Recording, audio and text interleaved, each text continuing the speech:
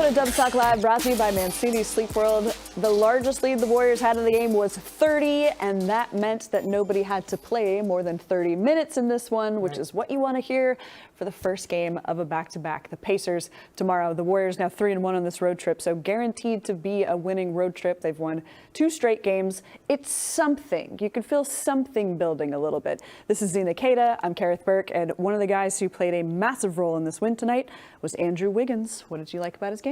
Andrew Wiggins coming back off of that left ankle, questionable foot, not sure what injury it was, but it looked like he didn't have an injury. He came back tonight and was like, I know that there's been questions about my game. Had 2 points in the game that got hurt, 9 points the game before, but let me remind you what I was doing before that happened, and that was unleashing the beast. He had 20-point games before then, and he had one tonight, and tonight he was just unstoppable. Andrew Wiggins played a complete game. He was a relentless scorer, but he was smart. He knew that his three-point shot wasn't hitting, so he went inside. He was slashing and attacking and choosing mid-ranges over three-pointers. And then also he was consistent throughout the game. That's been an issue that Wiggins has had throughout the season, is starting really slow and then picking up, or starting really quickly and then dropping off. Fading, Tonight, he was 5 points in the first quarter, 6 points in the second quarter, 10 points in the third. And remember, you just said, Kerith, they sat in the fourth quarter, so he was good. On the bench, just cheering on his teammates. But last but not least, this was the biggest thing for the Warriors. He was huge defensively. While he was doing all that offensive greatness, he was also guarding the #1 scorer on the Philadelphia side, which was Maxey. Maxey had 5 points in the first half. I was like, 5 points. 5 points points in the first half. There you go. 12 12 total. Yeah. Right? That was his main defensive assignment. And this is what Andrew Wiggins does. This is what he's known for, is being that long athletic wing on the outside. And he was able to get around screens really well. He recovered really well. He was rebounding really well. I mean, he did everything they needed defensively. Complete game out of Andrew Wiggins. So the leading scorer, Wiggins, the leading rebounder, Wiggins, had the toughest assignment, Wiggins. That's why he is our BMW Ultimate Performer. And you touched on this a little bit because it feels like Andrew Wiggins has been building momentum. Looking at his games from mid-January. Okay, he said 5 games in a row of double-digit scoring, and they were efficient. That's very important. Shooting better than about 50%. He was quiet in Memphis. Then he was hurt versus the Hawks, missed the last game. But yeah, tonight to come through, to continue with that momentum. And I think emotionally we have to ask, when Wiggins was quieter during the early part of the season, was that something physical? Was it something mental? Did he start to hear some trade talk? We don't know, but these things kind of coincide. Is he getting over something? Is trade talk a little bit of motivation? Like, no. I'm happy here. Don't get rid of me. Look at what I can do for you. If I could make an assumption, which we don't know, we have not confirmed this with Andrew Wiggins, but I'm going to assume it was the trade talks. I'm going to assume that there is something not clicking, and he went and got his butt back in the gym. And was able to say, listen, I know what I'm capable of. I know what I brought to this team. I know what Andrew Wiggins, championship caliber Andrew Wiggins looks like. And that's what he's been able to bring back. I'm sure there was something mental. I think it's a little bit of a combination. But when you think about the mental aspect of the game and then all of a sudden getting a boost of urgency from, oh, they might trade me.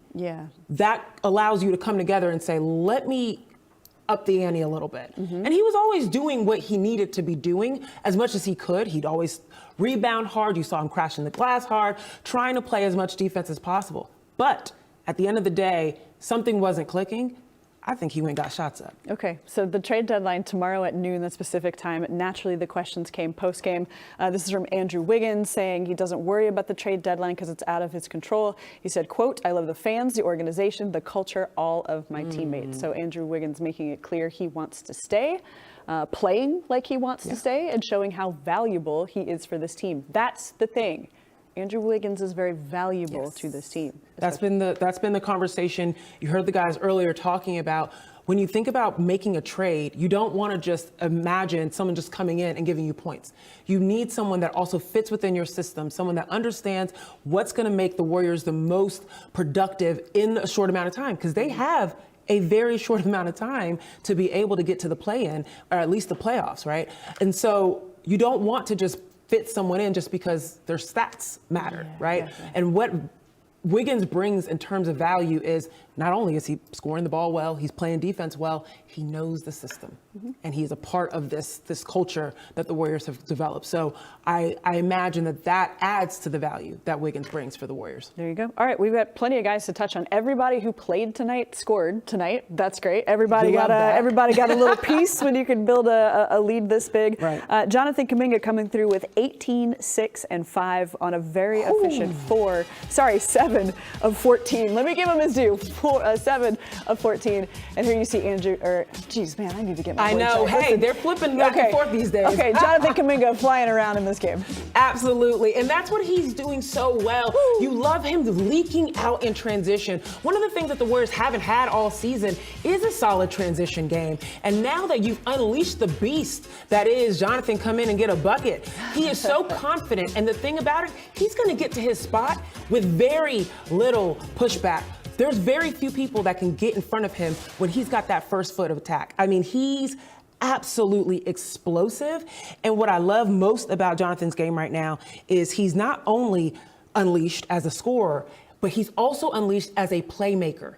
You saw him get down the floor, start the push tonight. You saw him pushing the ball in transition and then realizing, I don't have anything. Let me go and turn out.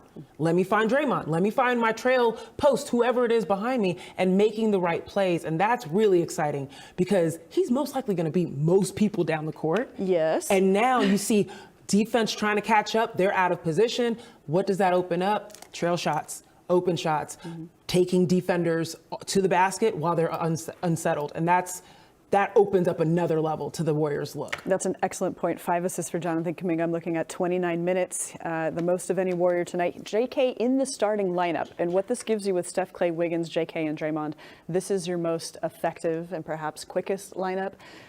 That said, were you a little concerned when the Warriors only had 15 points in the first quarter? I don't know if I was concerned as much as I was confused. There you go. Like, what? It was very strange. The first quarter was very, very strange, especially because it didn't look like Philadelphia. I keep on saying Felix. I don't know what I'm thinking. Okay. But anyways, Philadelphia wasn't really inducing this. It felt like they just were missing shots or something just wasn't clicking. But I wasn't too concerned. Okay. Now, I will say, when Steph still had only 2 points, yeah, by the half? Okay. That was a little bit, Sure. Clear my throat, what's going on here?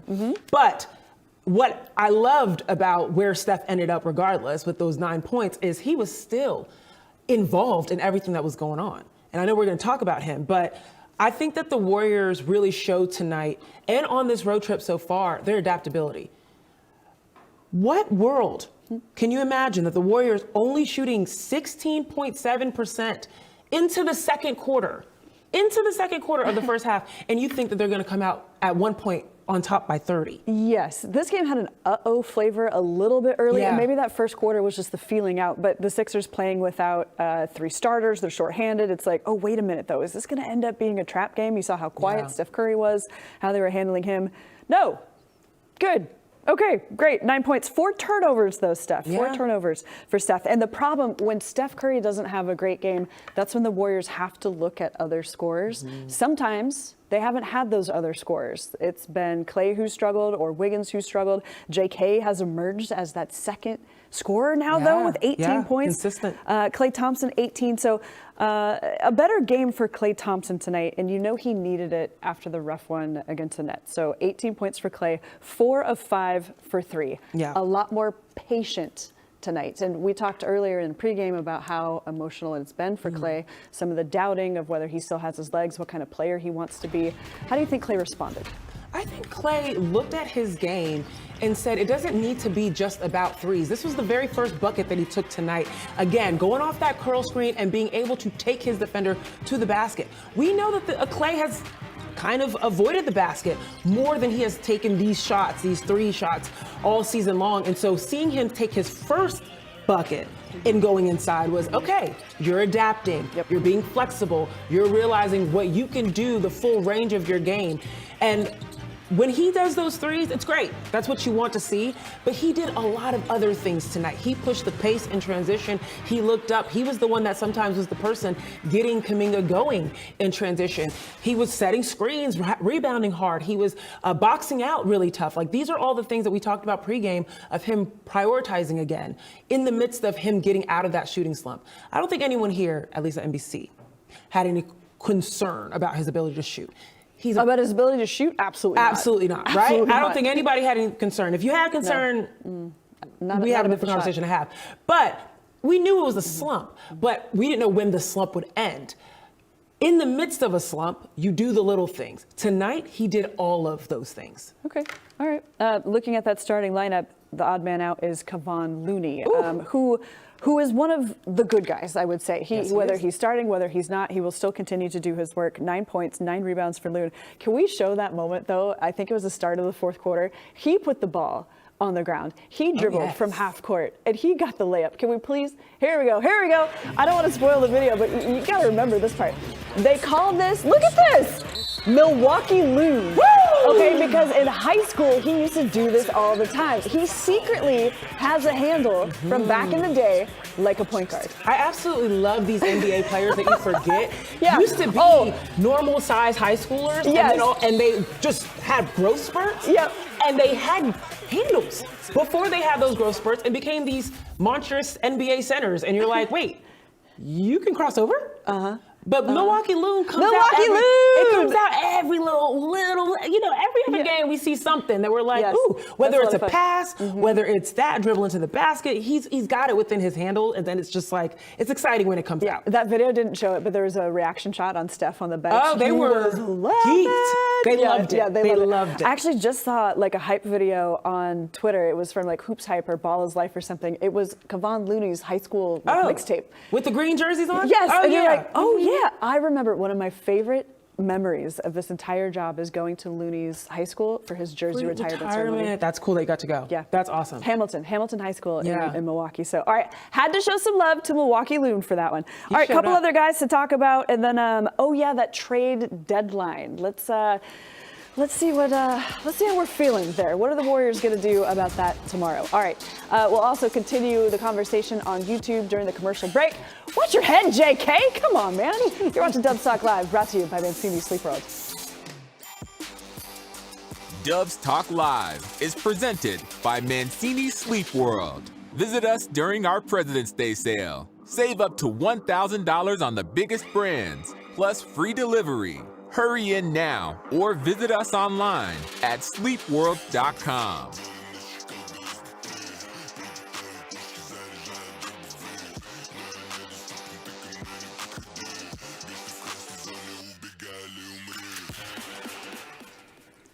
Hola, YouTube. Leicester played well too. Leicester is on my list to talk about in the next block. Wait a minute. Somebody just pointed out that Klay had a team high 24 in the plus minus column. Thank you for noting that. Yes. Very good. Very good. Starman had that one. Jack Nick's Realty. We don't need a trade except if it's for a better, more mobile big man than Loon. We're getting our chemistry right. When it comes to chemistry, Kevon Looney plays a very important role in that. He is also the team's leading rebounder, and this is a team that is undersized. He's also one of the best screen setters for the team. He is. He also has a budget contract. Looney has maybe one of the most budget-friendly contracts in the league. So I don't see them trading Looney. I don't see that at all. Especially as they're trying to stay under that second apron. Yeah, I don't see that happening. He is a steal. Yep. He's what you would call a steal. Yeah, the chemistry is right. From afar, I understand. No, the chemistry. You saw them is having right. great time today on the bench, laughing it up. The coaches, the players, everyone was having a good time. You love to see it, especially on the road. Like Philadelphia. I mean, yes, Joel Embiid went out, so there is that you have to calibrate for. But Philadelphia, 17-8 at home. It is a tough place to play. And the last time that the Warriors won in Philadelphia was in 2021. So it's been a while. April 2021. Yeah. Wait, so, really? Yes. Dang. So it's not an easy place for the Warriors to go play. And so they did a really great job. And then they were laughing and enjoying the video board. There you go. Look at I that. noticed.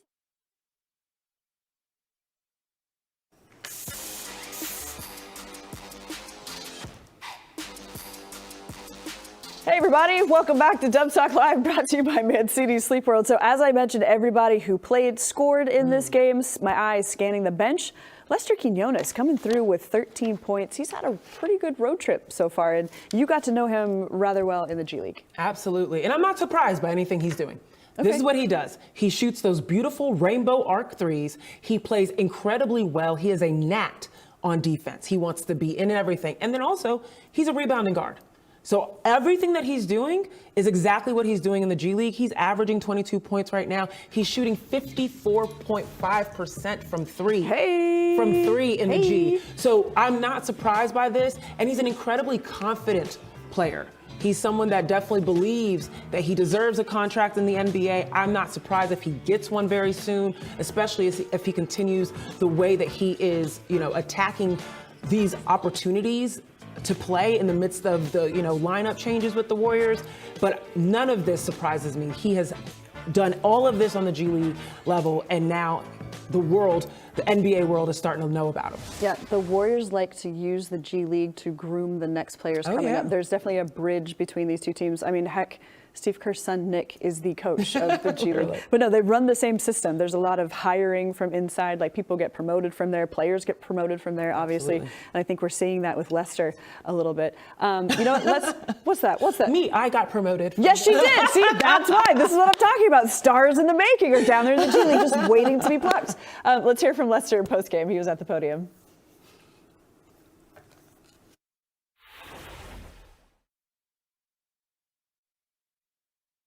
It just feels great to be out there actually playing, getting my opportunity to show what I can do out there, and just taking advantage of the minutes that I'm getting. Whether I'm in for 2 minutes, 1 minute, 10 minutes, just every minute I'm out there trying to be as solid as I can and just do what they ask me. You feel yourself progressing as you drive with this? Where do you feel yourself growing the most? I feel like learning from my mistakes, like little turnovers here and there, kind of mishaps where like I'm on the wrong spacing. I feel like once I do it once, that's when I kind of get it, and it's like I'm getting more comfortable out there on certain reads. Like I said, once I do it once or it doesn't go a certain way, I kind of know what to do the next time. Guarded Maxey quite a bit tonight. Just how much you enjoy, challenging and guarding other top players. Oh, it's great. It feels amazing, man. That's what comes with playing for Penny 3 years at Memphis. He's just a defensive-minded coach, bringing that defense, that grand grind every time, kind of picking up full. I feel like I'm used to that scattered type of play style where it's full court, pick up, turn them, rotate out of rotations, and just scrambling. I feel like I'm comfortable most with that defense. Lester's comfortable on the podium too, but he's talking about making the most of his opportunities. And I think this was a fun road trip for him because he played college in Memphis, played the Grizzlies. He's from Long Island. They just had a game against Brooklyn. So good places for him to be. A little coming out party for him a little bit. Yeah, that's a nice way to say that. So, and as I look at the bench too, the Warriors bench has been instrumental to some of these wins, especially early on in the season. All of those games where they outscored the other team's opponent. To get through the rest of this month, to get through the rest of this regular season, how does the bench need to come through for the Warriors? They have to continue to do what they've done, which is come in and be ready to play. And that's what the Warriors have been able to capitalize on any single time that the starting five weren't doing what they were supposed to be doing or what they were capable of doing, namely a Wiggins, right? Namely a Kevon, namely whomever within that starting five, and then Draymond going out. The bench was always able to come in and get things done. Remember, there was a time that Kuminga was on the bench. And then we're thinking about the fact that there's CP3 and GP2 and all of these capable players. The depth has been a gift for the Warriors and something that they haven't had in a while. In the last 2 seasons, when you think about it, they hadn't had it in these past 2 seasons, and they kind of had to get to the finish line a little bit tough, right? We do remember there was a season where they played 2 G League players over 50 games. So, yes. So this is what the Warriors have been dealing with for years. And so I know that this year the Warriors have been incredibly generous with the time that they've been able to give the bench because they take advantage of the opportunities and they step up. All right. I promised you guys some trade talk, and on Dubs Talk, the podcast with Warriors insider Monty Poole, we're kind of laughing at the fact that 3 weeks ago, we were certain, I think Monty might have put it at 95% or 98%, certain the Warriors would make a trade. And now here we are, less than 24 hours from the deadline, and now I feel more certain the Warriors are going to stand pat. I don't think they're going to do anything, actually. I don't know how I feel about that. But I'm not the GM. I don't know. And this is a tough time of year. You really have to, I want to make sure we see this trade talk is like, these are people, these are players. They're Absolutely. not pieces, you know what I mean? Absolutely. And chemistry is very important. And to make a trade and try to welcome somebody into the team and have them be effective right away, that's difficult for that player. It's difficult to say goodbye to somebody. What do you think the Warriors will do? Do you think this is going to be, do you think they're doing anything tomorrow? I don't think anything's going to be happening with the Warriors. They are on such a good roll right now. Everyone's super optimistic. The chemistry is rolling with the team. I loved the other day we mentioned that Jonathan Kuminga feels like an in-team acquisition. And it's true. Okay. He was on the bench, not fully playing to his potential because he wasn't getting the minutes that he needed to be able to showcase his potential. And he also didn't have the right lineup around him. Draymond's back. He's been able to be unlocked in the midst, particularly of that Draymond, Andrew Wiggins, Jonathan Kuminga triangle. It's been working beautifully. This is an in-season gift. You didn't have this in the first half of the season when you were looking to make a trade. Remember, all of the thoughts around why we need a trade, why the Warriors need a trade, this is what they were thinking. We need a win now type of player. We need someone to come in and immediately give buckets alongside a Stephen Curry. There was a time where he was the only one scoring in double digits. Yeah. So now you've got this in-team acquisition, it feels like. You've got a new chemistry brewing. And even with the rotating lineups, you're starting to see a death lineup be created in the starts, right? Draymond's back. Andrew Wiggins seems back from where he was. Jonathan Kuminga feels anew. There's no need for a trade at this point. You're getting the buckets. Now you just got to solidify. Okay. I looked this up beforehand. Jonathan Kuminga had it was either 5 or 6 regular season DMPs last season, 3 DMPs in the postseason, and he was playing often behind Anthony Lamb. Now he's in season 3. You see the development. We can smile at that, sure. Where is Anthony Lamb, folks? I did not look that up. He is not in the league, so we can just continue. Sure, okay. We will continue when we come back, taking a look at the challenges the Pacers face, also National Girls and Women in Sports Day. We want to talk about some of our influences, so stick around for that. Here you go, Klay. Somebody on YouTube mentioned he was a plus 24 in this game, the most on the team. Nice to see a bounce back game from Klay.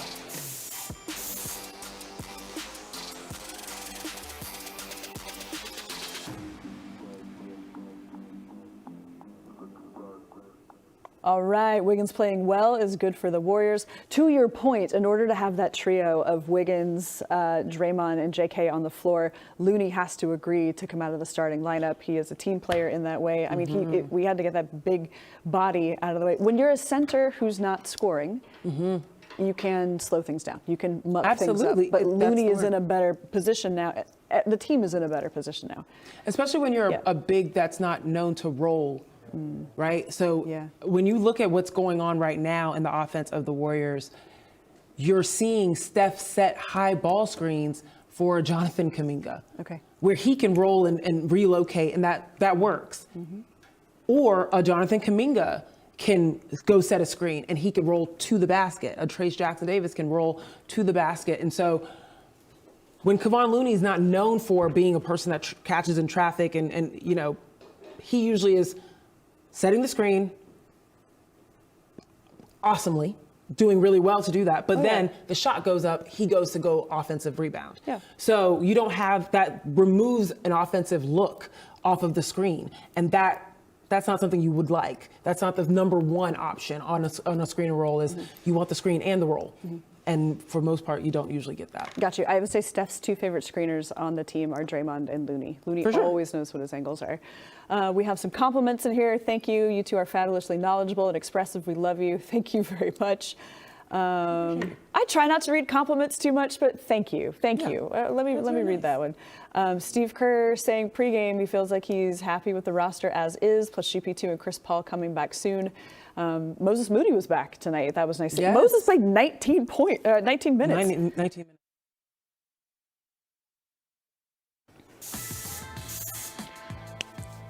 Welcome back to Dubstock Live, brought to you by Mancini Sleep World. National Girls and Women's in Sports Day. We had some of our folks in the newsroom here.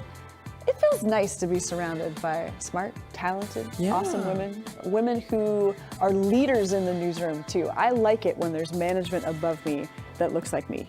Yeah. That's really nice to see. It was cool to see some of the women here being like, hashtag girl boss, and being, like you said, managers, being leaders, being people that are influencing what's happening in this studio. It's pretty cool. Yeah, this has been a great environment to work. Thank you for everybody I who agree. supported us along the way.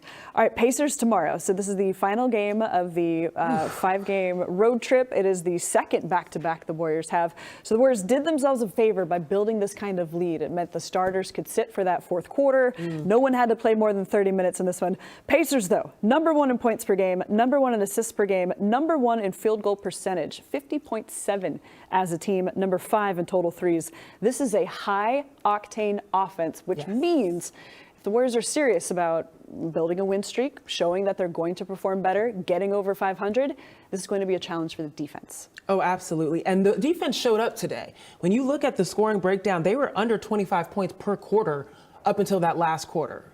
And so they're capable of it. And it's a great thing that they got that reminder today.